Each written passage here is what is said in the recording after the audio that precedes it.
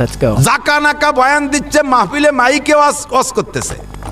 ভালো করে মনে রাখবেন, মহিলা কোরআন শরীফ যদি আওয়াজ করে তিলাওয়াত করে, যেই আওয়াজ বাইরের পুরুষে শোনে, খোদার কসম তার আমল নামায় তিলাওয়াতের নেকি হবে না।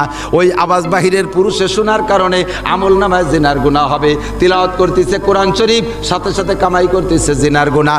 মহিলা তালিম করে, এলাকায় এলাকায় তালিমি হালকা আছে, এই তালিমি হালকার মধ্যে বৈশা মহিলা ঝাঁকা নাকা বয়ান দিচ্ছে, অবশেষে লম্বা করে একটা মোনাজাত দেয়। আরে কপাল, ভিতরে মহিলার তো মোনাজাতে শরীক হয়, কান্দে ভাসে যাচ্ছে।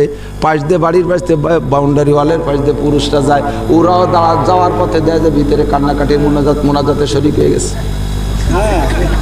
বাইরে দাঁড়াইয়া মাছের জুড়ি মাথার পর মোনাজাত করতেছে। আরে প্র্যাকটিক্যাল জানিয়ে শুনিয়ে করছি, ঠুয়োটা কই না কথা না। বাইরে জুড়ি মাথায় রে মোনাজাত করে কান্দে কেটে যাইয়া, আর এরপরে রাজপাট বাজারে চার দোকানে গল্প যে না, শিরুজুরির মোনাজাত একটু